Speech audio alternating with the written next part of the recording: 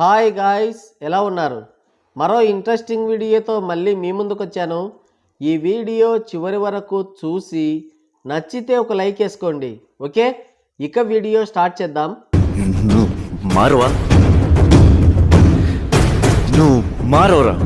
ఎంత పోట్లాడుకున్నా కళ్ళు దుకాణం కాడ ఒకటే అన్నట్లు ఉండాలి అంటున్నారు మన ట్రేడ్ పండితులు. మనకు తెలుసు కదా, తెలుగు ప్రజలు భావ దారిద్ర్యానికి పెట్టింది పేరు.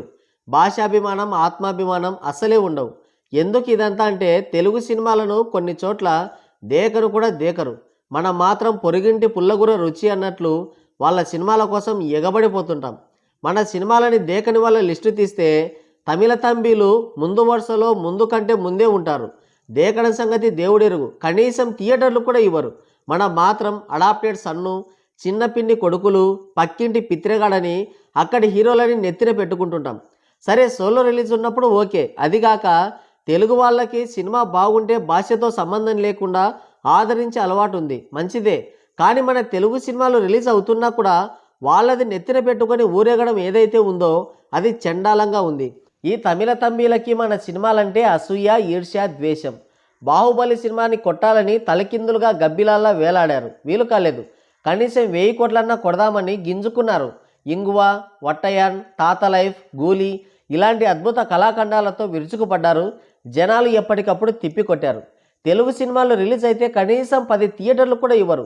గతంలో కిరణ్ అబ్బవరం అన్నయ్య నటించిన కా సినిమాకి థియేటర్లే ఇవ్వలేదు. సరే, చిన్న హీరోలు అంటే వదిలేయండి, పెద్ద హీరోల సినిమాలకు కూడా దిక్కులేదు అక్కడ. Ravi Teja pan India cinema, Balayya Bhagavanth Kesari సినిమాలు రిలీజ్ అయితే థియేటర్లు ఇవ్వలేదు.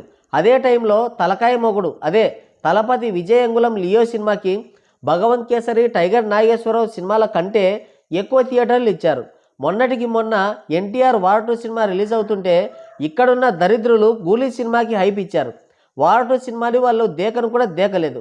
వాళ్ళకున్న భాషాభిమానం, ఆత్మగౌరవం మనకి లేకుండా పోయింది.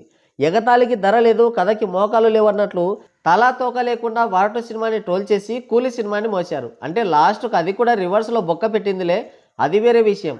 ఇలా ఉన్నారు మన తెలుగు జనాలంతా. ఇప్పుడు మరోసారి అలాంటి సిచ్యువేషనే వచ్చింది. ప్రభాస్ నటించిన రాజాసాబ్ మూవీ సంక్రాంతికి రిలీజ్ అవుతుంది. ఈ విషయం మీకు తెలిసి ఉండదులే, ఎందుకంటే ఇది కూడా పోస్ట్ పోన్కి దగ్గర బంధువే కాబట్టి రిలీజ్ డేట్ పైన క్లారిటీ లేదు. అయితే జనవరి 9న సినిమా రిలీజ్ అవ్వడం కన్ఫర్మ్ అని చెప్పి ఓవర్సీస్లో బుకింగ్స్ కూడా స్టార్ట్ చేశారు. చాలా టైం తర్వాత ప్రభాస్ నటించిన సినిమా సంక్రాంతికి వస్తుండడం, పాన్ ఇండియా స్టార్ అయినా కూడా డిఫరెంట్ జానర్లో ట్రై చేయడం, సినిమా పైన మంచి ఎక్స్పెక్టేషన్సే ఉన్నాయి. టీజర్, ట్రైలర్, సాంగ్స్ చూస్తే ఎక్కడో తేడా కొడుతుంది. బట్ హర్రర్ జానర్ కాబట్టి ఒక 4 సీన్లు పేలినా ఖచ్చితంగా సినిమా హిట్ అవుతుంది అని అనుకుంటున్నారు. సరే, సినిమా ఎలా ఉందన్నది రిలీజ్ తర్వాత మాట్లాడుకుందాం. అయితే రాజాసాబ్ రిలీజ్ అవుతున్న రోజే తమిళ సాంబార్ విజయమంగుల్ రీమేక్ సినిమా జననాయగన్ కూడా వస్తుంది. ఓకే, మంచిది. అయితే రాజాసాబ్ సినిమాకి రిలీజ్ రోజు థియేటర్లు ఇవ్వడం లేదు తమిళ్లో. At the same time Jana Nayagan సినిమాకి రాజాసాబ్ సినిమాతో సమానంగా గట్టిగా మాట్లాడితే ఎక్కువ థియేటర్లే ఇస్తున్నారు తెలుగులో. దేనితో కొడితే బాగుంటుందో మీరే చెప్పండి.